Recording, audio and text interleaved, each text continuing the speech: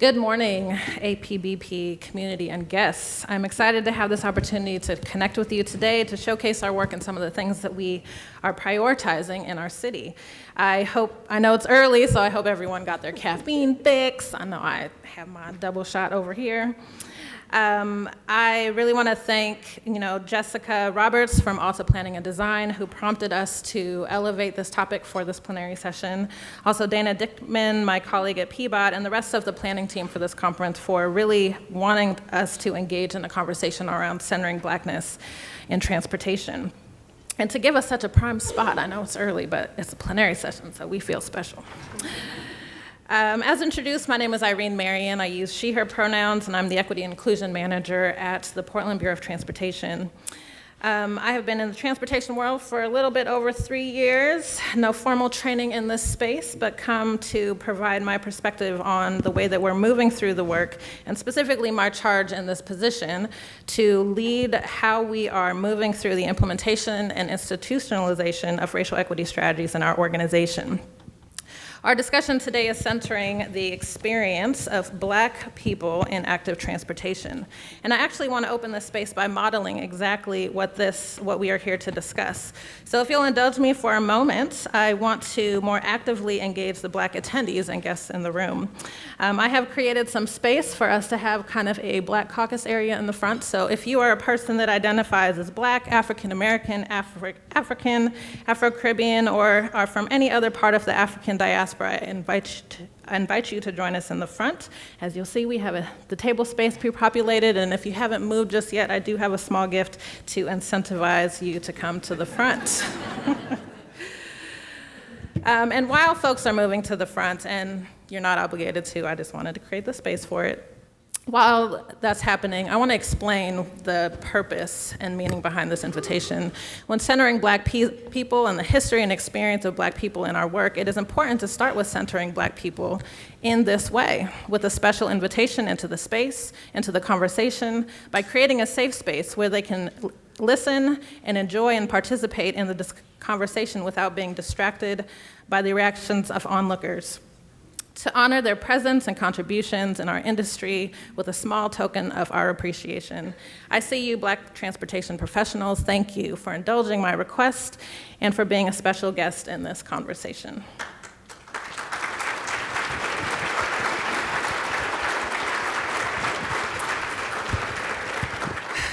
So, as we would say in the Black church, now that protocol has been established, we can move into the discussion. I want to share some opening remarks before we move into the more interactive part of our stage discussion.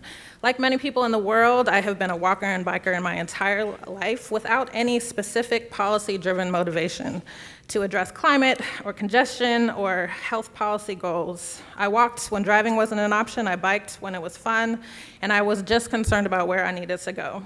But there was a moment when I started to pay more attention to what's happening in this space.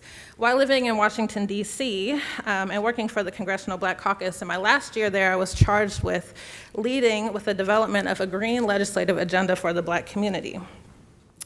It was an interesting time because leadership at the federal level was more diverse than ever. They were leading federal conversations around expanding opportunities for green jobs, green infrastructure, sustainability, a number of topics that a lot of diverse populations in America hadn't been engaged on or been the forefront of. When the Congressional Black Caucus put out a nationwide call inviting Black professionals, organizations, and businesses to engage in that new legislative agenda, we were shocked when over 300 people showed up with 2 weeks' notice for an initial meeting. We did some cool things during that time, but what stood out to me most is the things that all of those people shared with me about how much they loved Portland. They called this city the Green Mecca. They said that they were looking to this part of the country for ideas on how to progress the world of sustainability, and they saw us really making aggressive transportation investments and policies that moved us in the right direction for climate change. But in the midst of being in the position to lead those national discussions, I realized that the people that they were talking about here in Portland, the people that I loved, were not benefiting from those investments and those conversations in the same way. So I moved back home to Portland in 2011 and was really on a mission to help change that narrative. I wanted to see more Black people at the center of sustainability, of green infrastructure, green jobs, business opportunities, changes to health outcomes, and all the things that we're focused on doing. And I was really, really excited to come home and do that work. I didn't anticipate that engaging in community and policy in that way would actually lead me to the transportation space, but here I am. So I joined the Bureau of Transportation at an exciting time. The city of Portland had recently established the Office of Equity and Human Rights and adopted a set of citywide racial equity goals and strategies with the intent of institutionalizing racial equity into policy, investment strategies, service delivery, and partnerships. PBOT, like many infrastructure bureaus, had experienced decades of disinvestment, but was starting to see an influx of resources from the state legislature, city council, voter-supported local gas tax. And thanks to the efforts of our equity advocates and community, many of those financial commitments carried with them a requirement that we prioritize communities that had been historically marginalized and the places that had historic disinvestment. And it's really the influx of those resources that gave us opportunity to open up the space for for conversations about how to apply our racial equity strategies to that work. My first position in the organization was focused on public involvement, and I quickly realized that of all the organizational partners we had, there was a stark absence of any partnership in the Black community. There was little engagement with flagship organizations, let alone any type of connection into some of the new emerging leaders and networks that were forming, especially in parts of town where communities were gentrified too and were establishing kind of new roots in new communities. For our Bureau, there was little acknowledgement of the role that transportation policy and infrastructure investments from freeways to bike lanes were impacting Black Portland's willingness to engage with us. There was confusion when Black Portland rejected new infrastructure coming into their neighborhoods. There was little acknowledgement that hate crimes, racially biased police enforcement, gentrification impacts, transportation options, the ways that hate crimes, racially biased police enforcement, and gentrification impacts the way and the choices that Black people were making in the world of transportation. There was no solid commitment or specific resources dedicated to growing those relationships with the Black organizations and networks. And so I found a new mission. It began a slow process for us to begin the engagement of our teams internally, to start the education, to start leveraging the resources that could help to build the trust and deepen the engagement of this community. And even a slower process for me to begin the engagement in Black community. They had very good reasons for not trusting the city, not just transportation, but there was just a strong history of how our city policies led to a lot of the disparities that they were feeling and addressing. So it was a lot of long conversations, a lot of phone calls, a lot of just showing up with sponsorships, just being there, being around, building trust, building relationship, and showing them that I was on a mission to be doing this work. And although they may not have known what they were signing up for, PBOT's leadership really supported me in this effort and knew that it was long overdue. Within 3 years' time, we've held Black focus groups on Walking While Black, as mentioned, on e-scooters and the ever-controversial Lloyd to Woodlawn neighborhood greenway, still in discussion. We have begun to capacitate Black Portland to engage in our policy discussions and started strategic placement onto various public advisory bodies. We have spent thousands of dollars sponsoring Black community events, engaging in projects, everything from large galas to small backpack giveaways when it's time for back to school. We've supported Black community bike rides, provided bike and pedestrian education, bike giveaways, helmet giveaways, et cetera. We are working to better understand the impacts of gentrification on the travel options that Black Portlanders have, especially those who have been displaced out of our city and priced out because of our housing crisis. And we've become an active city partner in anti-displacement initiatives that the city is moving through now. We've also had intentional efforts to diversify our own workforce and been more intentional about our contracting practices, utilization of Black, Indigenous, and people of color-owned businesses.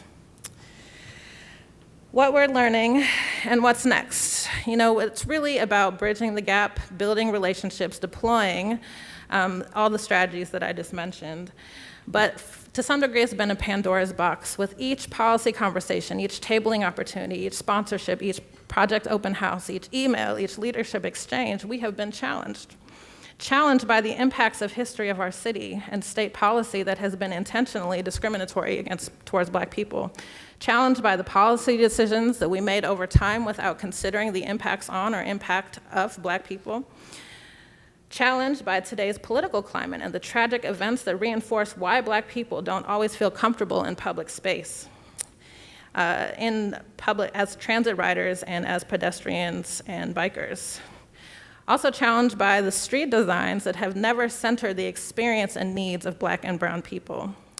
Challenged by transportation planning and programs that have not also centered on addressing unemployment in the Black community, access to housing in the Black community, economic development in the Black community, chronic disease in the Black community, access to culturally important destinations for our Black community, and on and on. We've got work to do in Portland. We've got work to do in the transportation industry. And we've got work to do specifically in the active transportation space. We don't have all the answers here in Portland, but we know that a lot of the work that we do relies on strong partnerships with community leaders and community-led ideas. And that's what we're really here to showcase today. So I'm really excited to present the speakers that we have for our discussion this morning. When presented with the opportunity to have this conversation, I couldn't have thought of two better women to bring to the stage. Charlene McGee, Kollie, and Rukaiyah Adams. Their extended bios are available on the conference website, but I have a few highlights I wanted to focus on with their intros.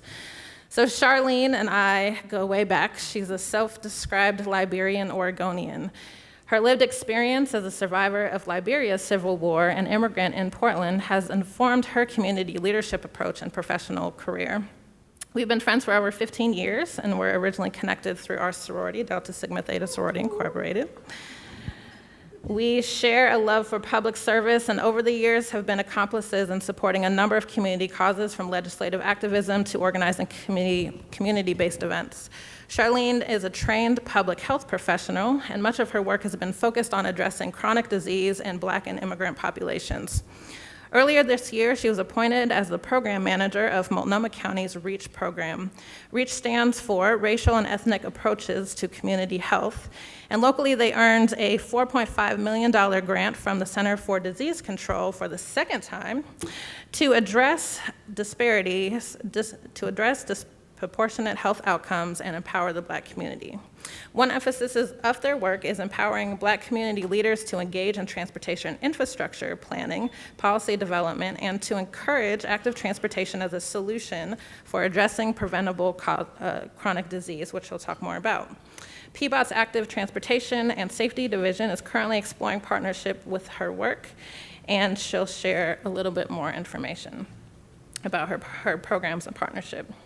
Rukaiyah Adams is a fourth generation homegirl from Northeast Portland, historically known as the Albina area. Professionally, Rukaiyah is the Chief Investment Officer at Meyer Memorial Trust, one of the largest charitable foundations in the Pacific Northwest. Rukaiyah is also the chair of the prestigious Oregon Investment Council, the board that manages approximately $100 billion of public pension and other assets for the state of Oregon. As a community advocate, Rukaiyah has been a leading voice of the Albina Vision Trust. Through Albina Vision Trust, Rukaiyah is not only challenging policy and politics that historically fragmented Portland's Black community, but also is focused on reimagining urban design that centers on the needs of Black children and encourages the return of Black families to the areas of town that have historic significance to us. She has successfully rallied funding and support from Portland's mayor, city council, and metro regional government. PBOT is working in close partnership with Albina Vision Trust to identify policy and investment opportunities that will help to fulfill the Albina vision. These women represent just some of the amazing work that Black Portland is engaging in with our transportation activities locally. For the remainder of our time, we'll engage in a stage discussion and learn more about their work to center the Black community in transportation planning and partnerships. And to continue the modeling that I started earlier with inviting the Black audience to join us at the front, I also want to help support elevating their voice in the transportation space. So we have the Poll Everywhere app available. And I want to invite Black people in this space to join us in commenting and replying to the questions that I'm offering. So I want you to use this app. If you are hearing some discussion, you want to build on some things, you want to add some more technical transportation knowledge into the conversation, I will be reading through your comments while we're moving through this discussion and invite you to join us in that. And then at the end, we'll have Q&A, and so I'll open it up to the rest of the audience to offer their questions, but I do ask that you hold your questions until the end. And with that, we'll get started. Good morning, you guys. This is mid-morning for me. My day starts at 6 a.m., so I'm jacked up. You guys, let's get the party started.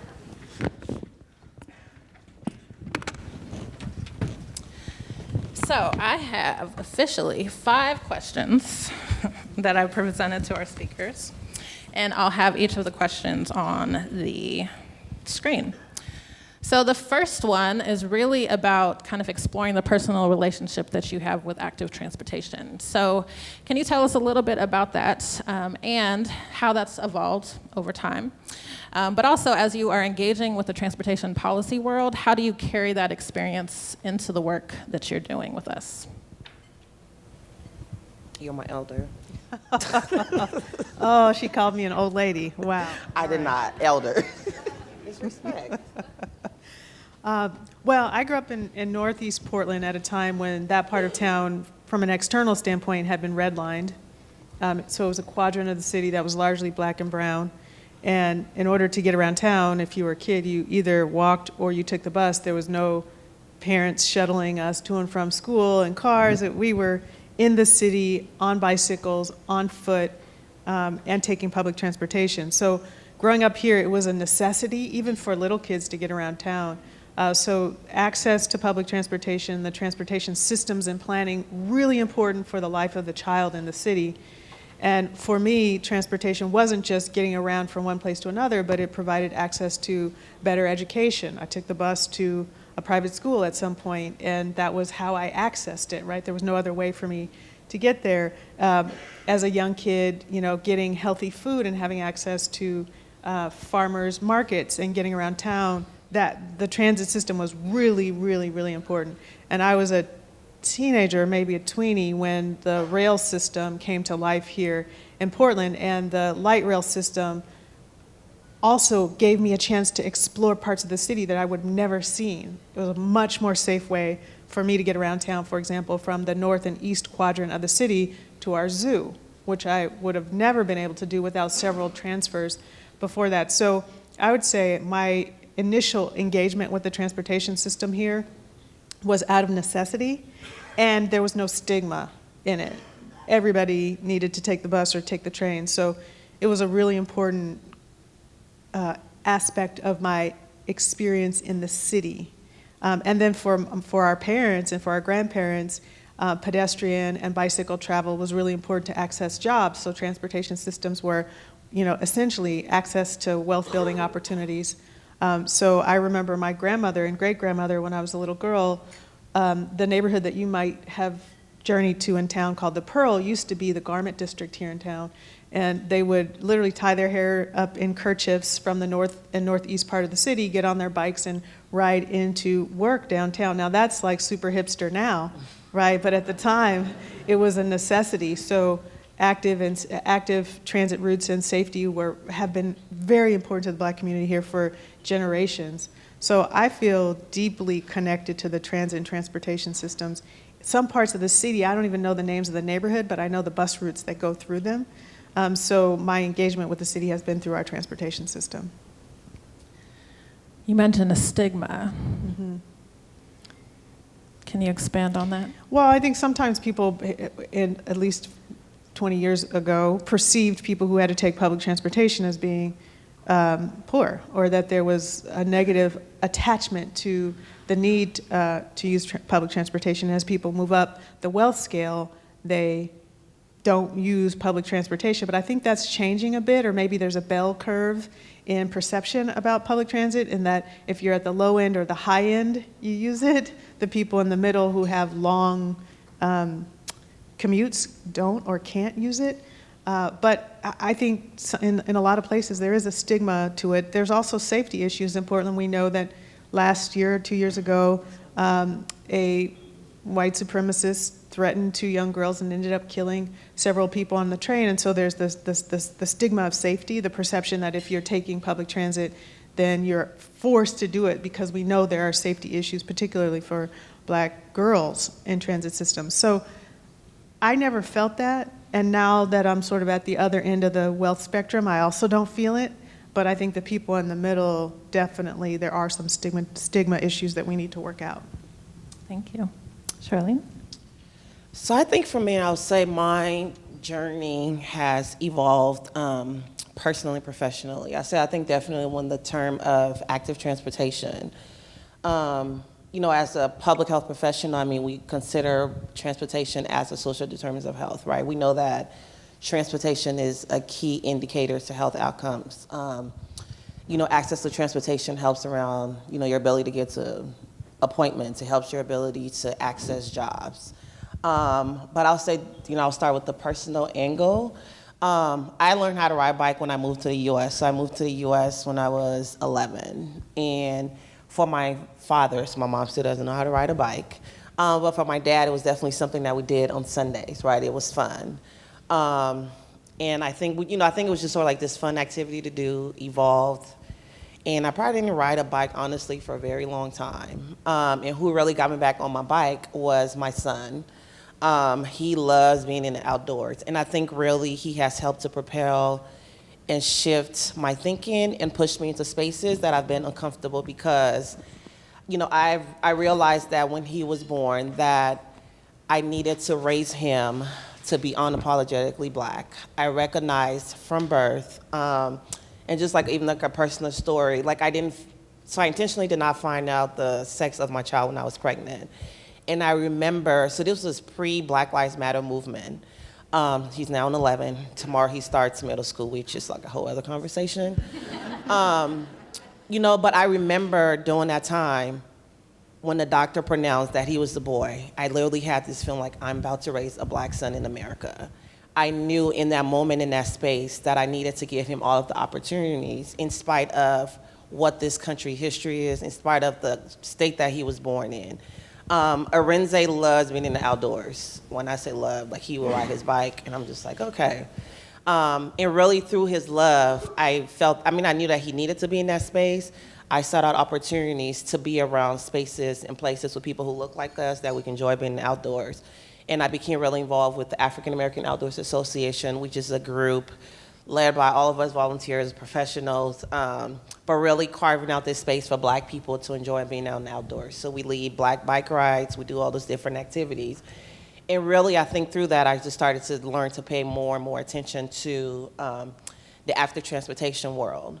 And I'll say definitely professionally, as we've had conversations and as we look at the impact of displacement and gentrification on our communities that we serve, we've seen how the community have shifted and moved. We've heard and we see conversations in terms of how the city has been built for bikes, but we recognize for a Black Portland, if you're shifting and you're moving, you're having to, move out to Vancouver or move down into what Portland refers to as the numbers, it's harder to transport, right?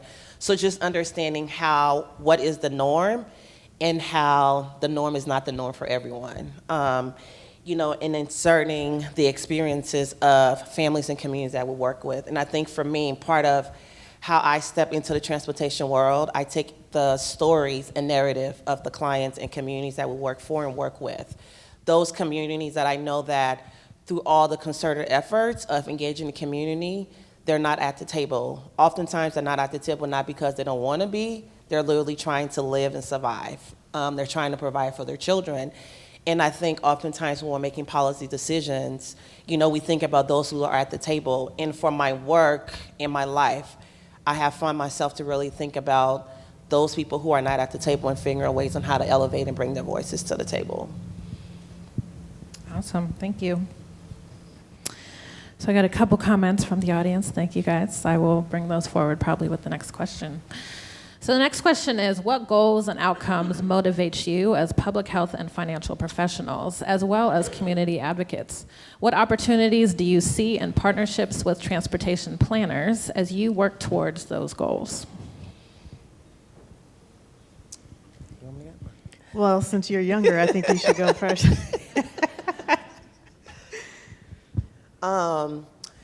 I think for me, the goal, what really motivates me as a public health professional, I'll say I didn't even realize either that public health was a career option when I started college.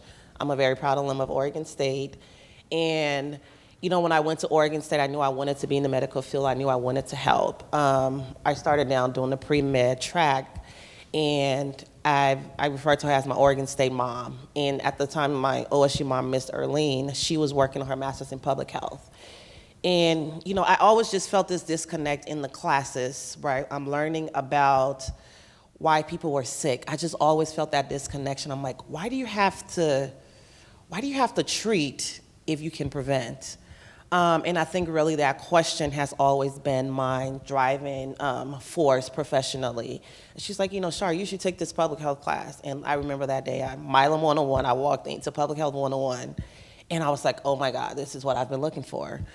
Because public health is really about this intersectionality, right? It's about social justice.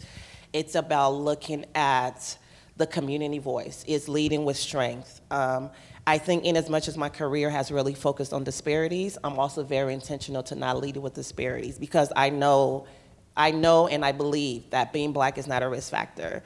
I know that the disparities that my community encounters and deals with are as a result of systems and policies that have been out of the control, that have been carved, that have created these outcomes in our community. So I think for me, really, the opportunities for partnership is really looking at it from a multi-sectoral approach. So just an example, with the REACH work, we are led and informed by a community coalition called the Achieve Coalition, who next month will have an opportunity to celebrate the coalition's 10th anniversary. And that group really represents multi-sectoral partners. It includes faith leaders, community leaders who years ago saw health disparities, issues within the Black community in Multnomah County, and wanted to do something. They started to gather. Health department heard about this group convening, came and provided support. But really through that vision, what started off with the county making a $10,000 investment has now grown to a $4.5 million program. And I think for that, right, it speaks to the intent of what happens when you lead with the community voice, what happens when you lead with strength, what happens when we as public health professionals sit at the table recognizing that our professional experiences does not dictate the lived experiences of the communities that we work for and on behalf of. So I want to go off script, Irene. So I could talk for days and days about how transportation is a form of wealth extraction or wealth sharing, but invite me back next year, we'll have that conversation. But I want to talk a little bit about how this comes to life in a community. Charlene, I'm about to put you on the spot, my dear. So a couple years ago, we had a massive snowstorm here. Now, we can take buckets and buckets of rain, but like 1/10 of an inch of snow here and like everything shuts down. But this time we were having a massive snowstorm. I think a couple of feet of snow was expected to fall, and were expected to fall, Anyway, so it was gonna snow, and it was gonna snow a lot. And at the time, I have a family member who has a mental health issue, and from time to time, that person is on the street or not on the street. And as the snowstorm came in, the mayor was asking for people to volunteer for folks to man City Hall as a warming center for people living on the street. And my first thought was, if this family member is on the street when the snowstorm hits, what am I going to do? And I went to the city website and signed up to do a shift, because I was hoping that someone in our family would be on every shift for the next 2 or 3 days in case this person came into a warming center, or there were other Black folks who needed help. There was a Black woman who died of hypothermia in a parking garage. Another young person died giving birth in a bus stop, right, which is a part of our transportation system. So there's a lot of stress as the snowstorm was approaching Portland. And as I went to sign up for a shift, I was so emotional, worried about what would happen, and the first name that I saw on that list was Charlene's. And she had signed up for like an entire night. It wasn't one shift. She was going to do the entire work, a full day, I'm pretty sure, and then volunteer through the night to help people in the warming center. And what I remember is, as I walked for my shift, the one part of the city that was cleared of snow, relatively well lit and safe was the bus mall downtown. And there were so many people gathered under the lights in the mall and in the what do you call the bus stops and the transit stops. So what we perceived as a transit system in the moment of this crazy snowstorm ended up being places where people gathered, and the lights illuminated brown skin at night. So every time I passed somebody who had brown skin, this is still a small town, we mostly know each other, I stopped to make sure I knew who the person was, I knew their family name. And so these systems that you plan also end up becoming hubs of connection. And I knew that I didn't have to be at City Hall because Charlene would be there. If my family member wandered in there, I knew that she would be there, so I could be out on the street or we could fan out around the city. So that's another example, I think, of how Black communities and systems interact with transit systems that are unpredicted, right? That now every year if we have a snowstorm, the bus mall and the parking garages and shelters near them, people come hover close to them, I think. Is that an accurate characterization? So all this talk about intersectionality and class and transportation, it all boiled down to a snowy night here and a friend who volunteered through the night, bus stops and lights that made a difference to save people's lives. So that, in my mind, is one way that your transportation planning and thinking really, really mattered to me at that time. And having a friend, a Black friend in particular, Irene at PBOT, and then Charlene at the city was really, really helpful to me. And I don't know if you know that. I don't know if I ever told you that. You did. You sent me a long email. Oh, did I?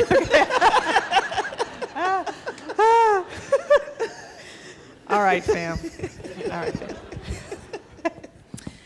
Well, thank you, ladies. To bring in some voices from the audience, so we got a yes, exclamation point, not leading with disparities. Other suggestions for how to justify decisions when not leading with disparities. So are there other suggestions on how to justify decisions when you're not leading with disparities? So maybe we can, do you have a quick on?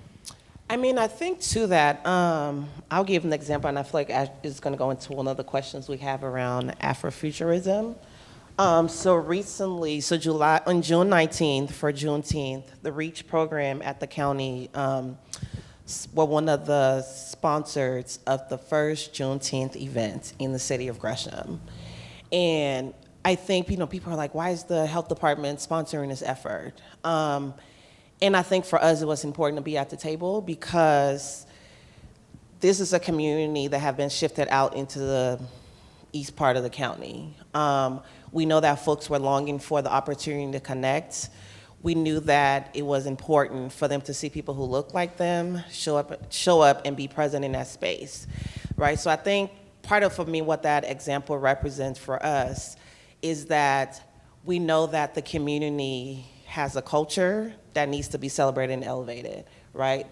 So yes, we're talking about health outcomes, but we know that it's important to support this effort.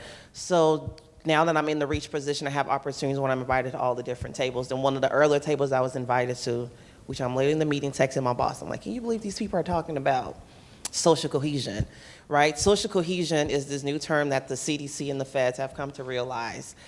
The benefit of people interacting with each other, right? And so we're having people are explaining these terminologies, they're going on, and I'm just like, so you mean what you're saying is it takes a village, right?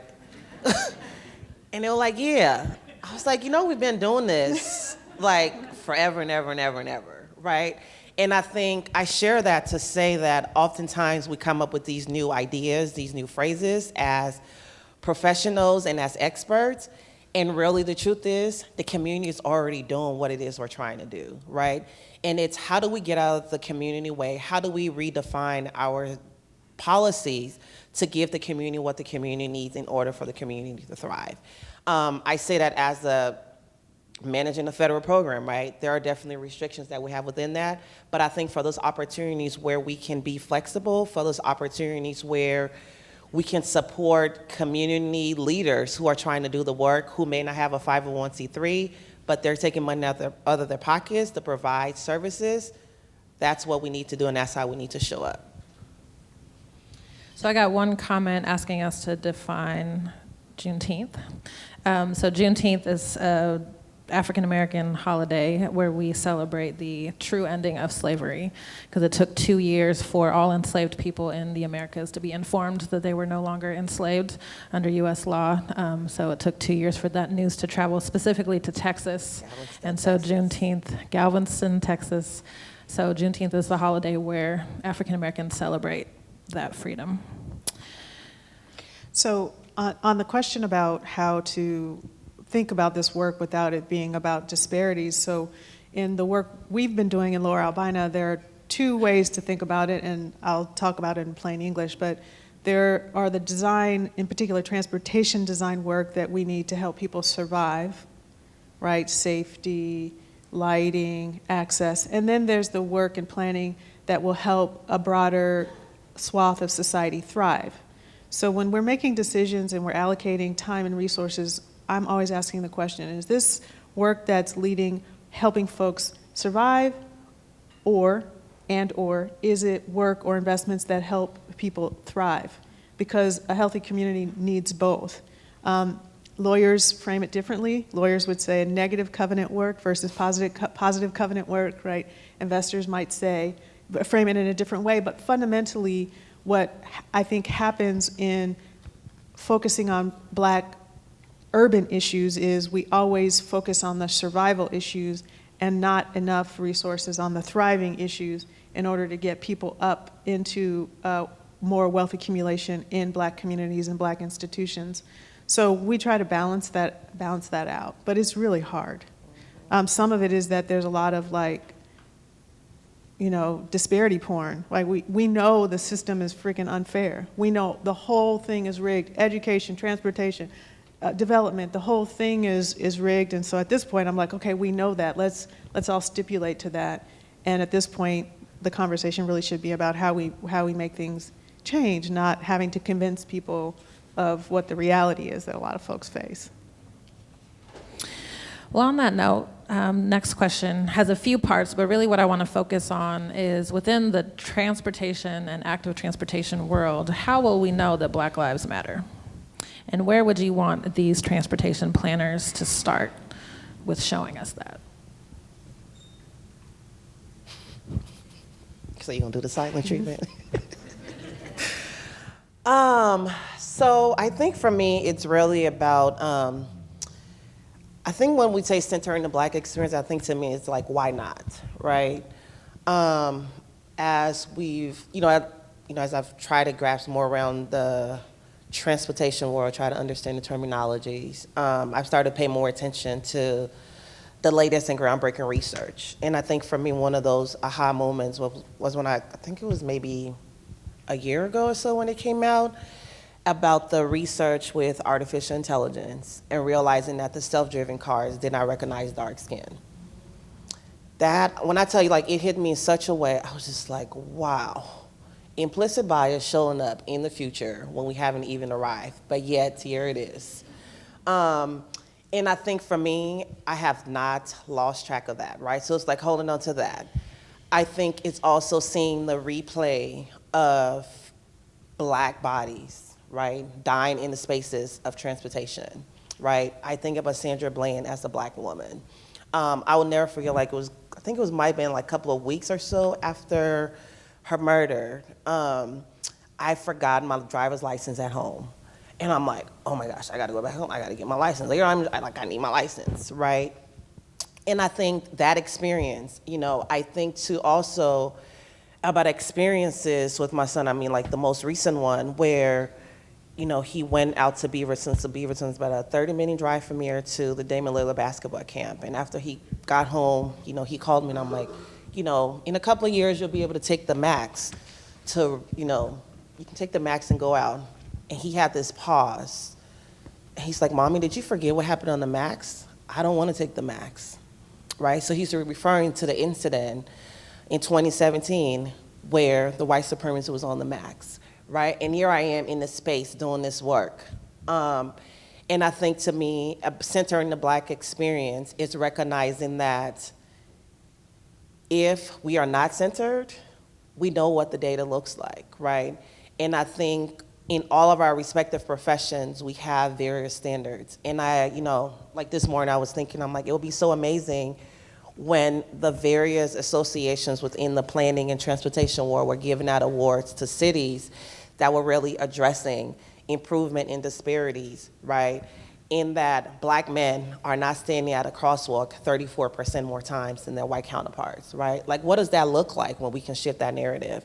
What does it look like when we can center the experiences of Black bodies into a transportation and safety and education campaign?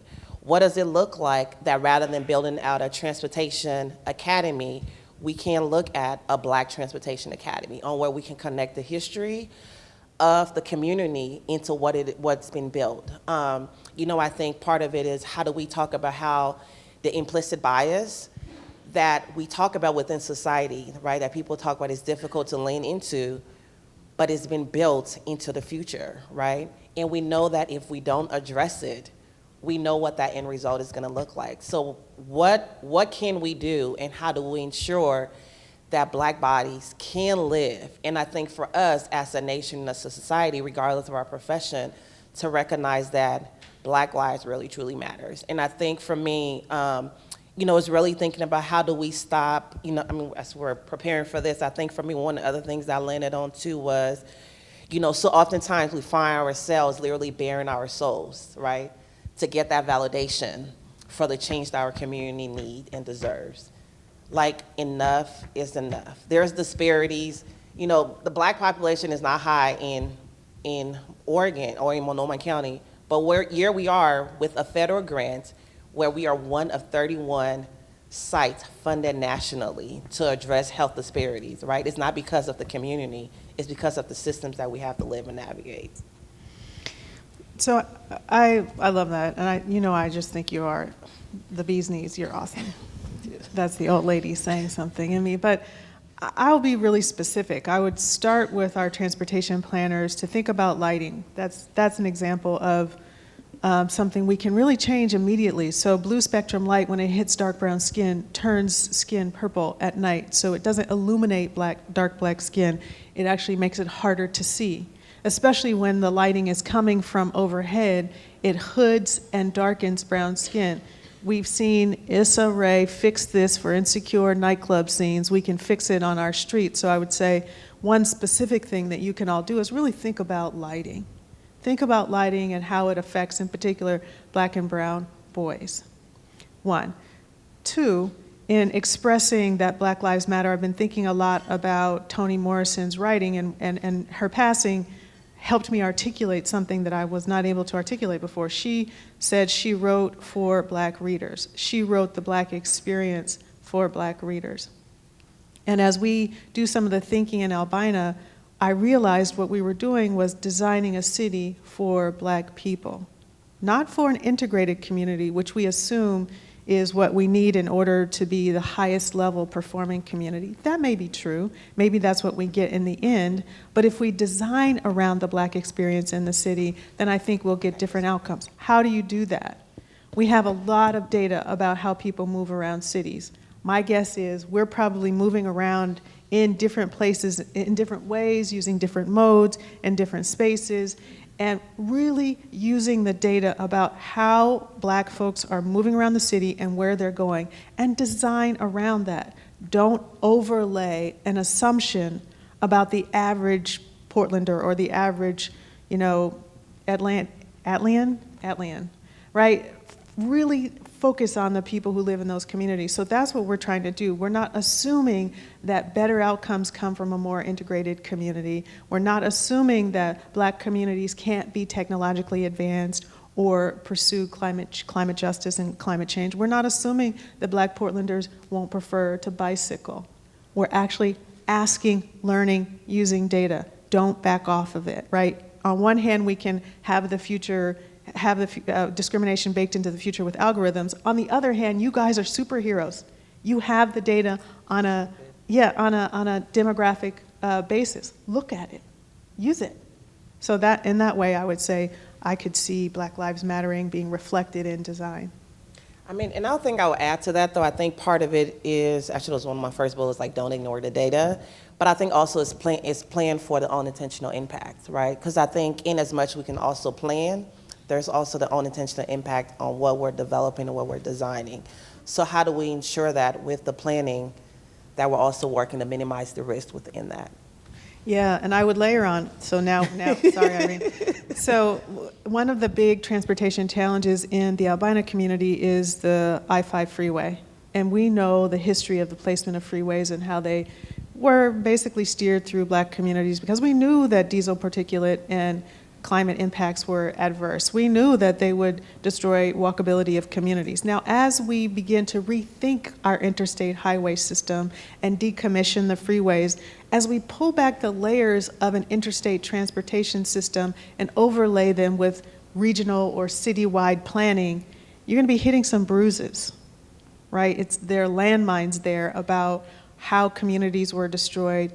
I would say as intentional as we have been in destroying Black communities at a national level, people like you will have to be equally intentional in restitching back and healing those communities with transportation design, particularly active transportation design. So you will be, dare I say, the healers as we rethink the role of the car in the city, especially here in Portland. We're seeing that as we think about I-5. It's just been a landmine of lots of deep emotions. There are 80-year-olds in Portland who still remember their house and street number before the freeway bulldozed their community.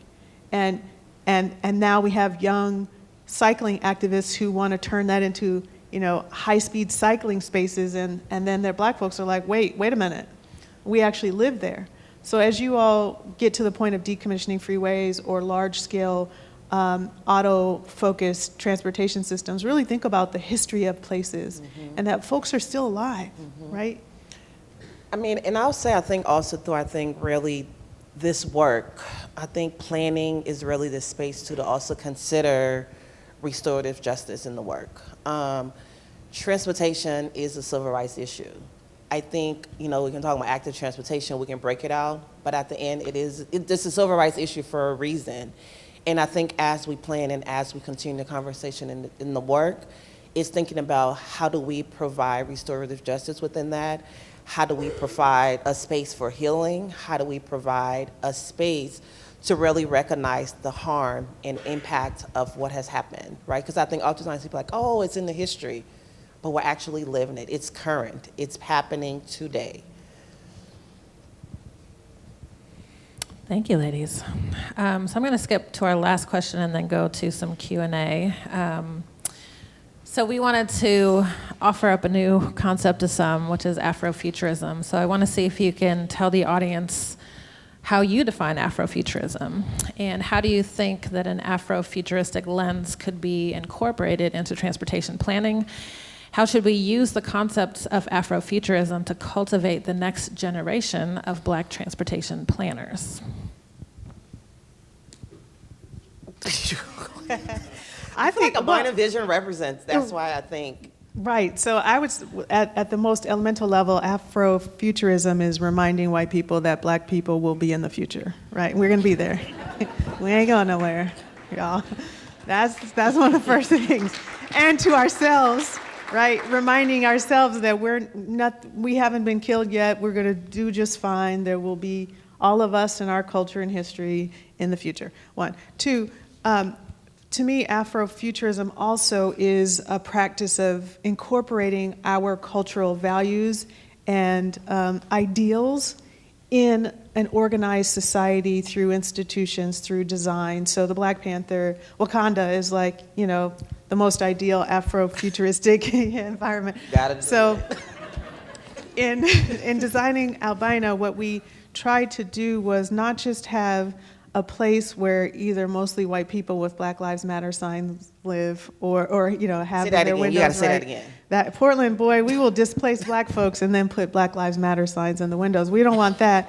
But what we're trying to do is envision a community where African Americans are in the center of the city, in one of the most technologically advanced parts of the city, where we express collective support through low carbon lifestyles and community gardens. So imagining our highest ideals and then putting our cultural values at the center of that.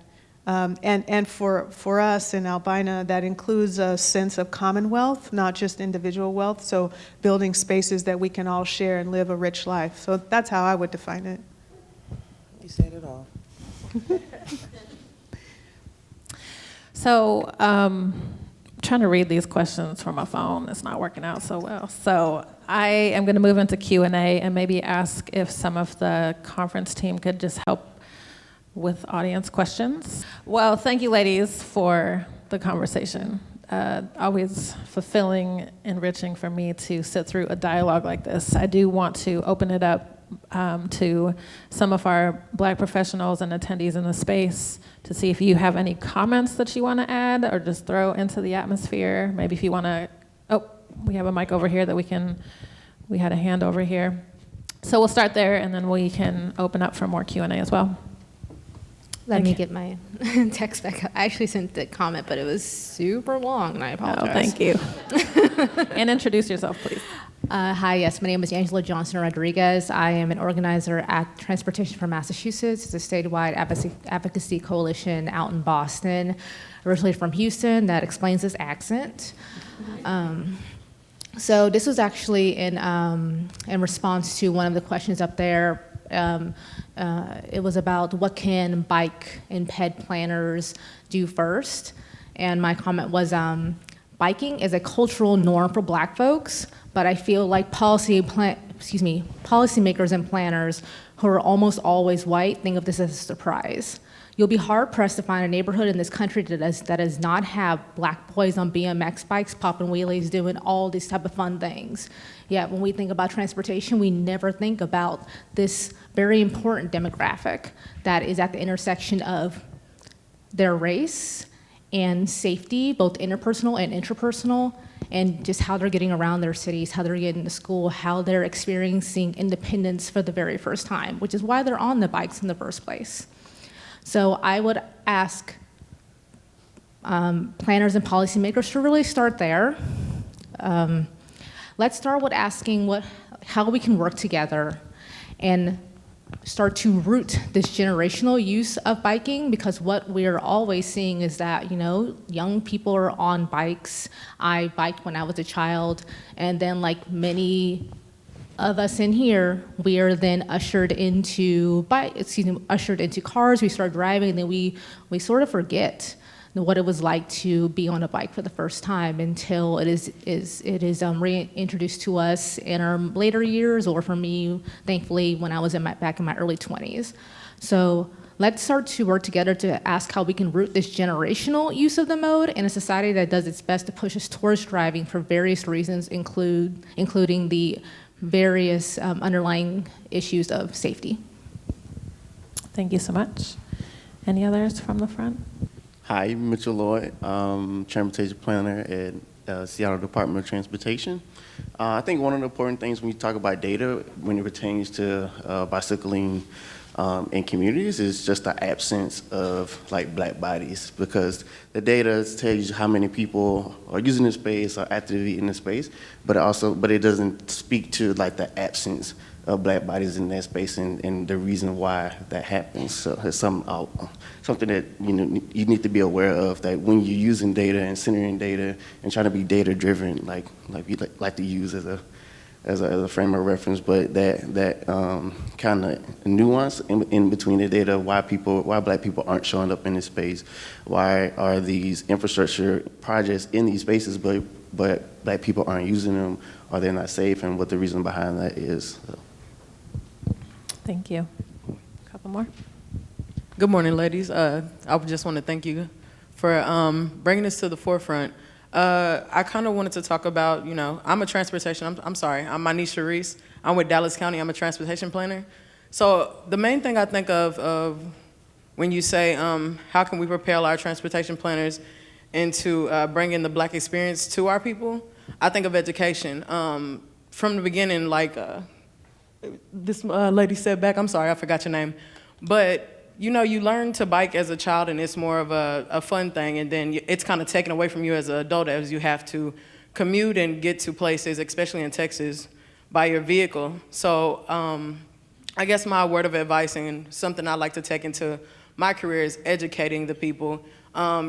If you know better, you do better. And I think that by educating them, whether that's health, bringing that forefront of taking those stigmas away that, hey, if there's an open space that there's not crime happening behind, in the forest or in the wilderness, or that public transportation does not breed criminals and bring, the unwanted people into the neighborhood. So that piece of education, I think, brings us back to the forefront and gets people back on a track of like, hey, these are possibilities, I have other options, and I can be a part of this society as well as function in active transportation as well. So that's my takeaway from that. Hi, everybody. Alex Cato, City of Minneapolis. I think a critical thing to me, and this is a call out to those folks in the room that are in positions of power. We're asking this question of how do we improve our transportation system for people of color. I think a critical component is promoting people of color into positions of power in your respective agencies to help make those decisions and be a voice to those communities. You've seen that with Secretary Anthony Fox, with Director that spoke yesterday, Keith Benjamin, and with Barack Obama. Oh, he's right next to you. I know that. It's nice to meet you. But we need more of that, and that's something that I do challenge those folks in the room to continue to uplift, promote, and support those people of color in your respective organizations into positions of power. Thank you. Good morning, everyone. My name is Britney Brown at the City of Oakland's Department of Transportation as a transportation planner.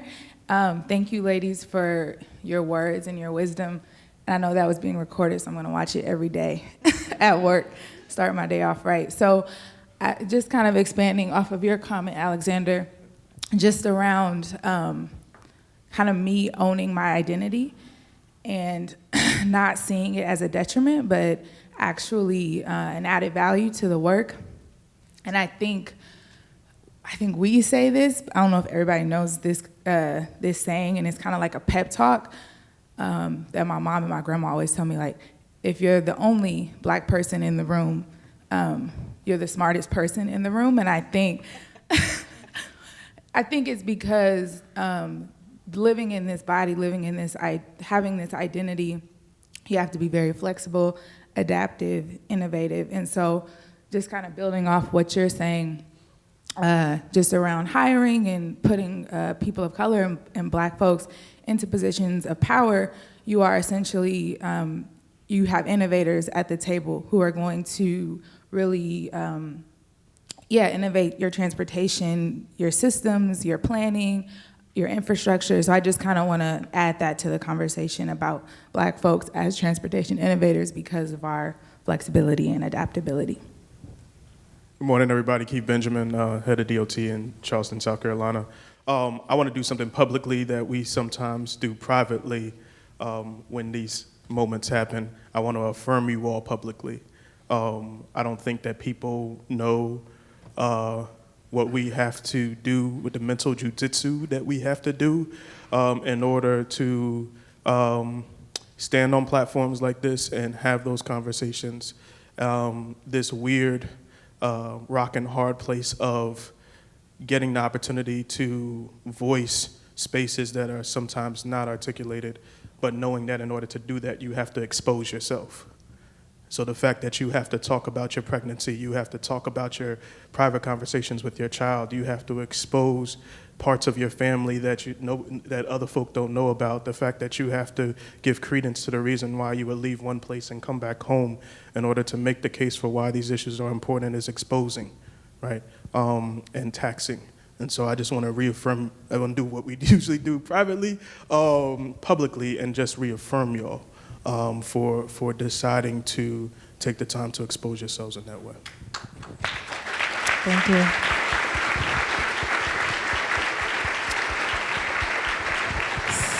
So maybe we don't have time for full audience Q&A, but what I can commit to is both connecting with the APBP staff and kind of surmising some of the comments that came forward and also questions. I would encourage you to park your questions there and we can work with them to figure out how to respond to some of those and to connect you with some of the resources or folks that can just help you talk through the stuff that you're dealing with in your local areas. We do have some tips on the screens as well, just in a brainstorm and some things that Charlene and I started circulating at a previous presentation, so we can make these available to you as well. But as we close out, I want you to start your practice of centering Black people in your transportation world. So what I've pulled forward here are 4 opportunities that you have to connect with Black Portland while you are in town. So we happen to have a PBOT funded walk, bike, and scooter-friendly historic Black Williams project. We had a very contentious bike lane-centered project on Williams Avenue in the historic Albina area that Black Portland had lots of feelings about. And as we worked to work through the history and the feelings and emotions, community wanted us to honor the history. And so this is a project where you can kind of experience some of that history through a public art project. The second is we happen to be in the midst of Portland's Black Restaurant Week. And so if you go to this website, you can see some of the different restaurants that we have in town that are Black owned. There is a really cool Black owned coffee shop that's downtown called Deadstock. There's also a space for sneakerheads. So if you want to get your sneaker fix while you're in town, it's a fun place to go. In the Pioneer Place, which is our downtown mall, it's kind of I don't know if it's a permanent fixture, but it's a pop-up shop of Black vendors that's available down there right now. It's just a couple blocks from here. And then lastly, we are a marijuana state, and our transportation system benefits from the taxes that come from that. But we have a lot of really cool examples of how minorities within the cannabis industry are working to reconcile and empower people of color within the industry. And so City Hall is actually hosting an event this evening, so I would encourage you to stop by if you're interested in engaging in that work. So, to my friends up here, thank you so much for sharing yourselves and your stories and your ideas with the audience. To our co-contributors in the audience, thank you guys for joining us in the discussion. And to everyone else that was in the room, again, to the planners of the conference, thank you for prioritizing this as a topic area. For all of you in the room, I encourage you to, continue to explore this work, partner with us, engage with us, talk to your communities, and figure out what they need from you and how you can work in support of centering the Black experience in the transportation world. Thank you so much, and I'm going to kick it over to Byron for the next announcement.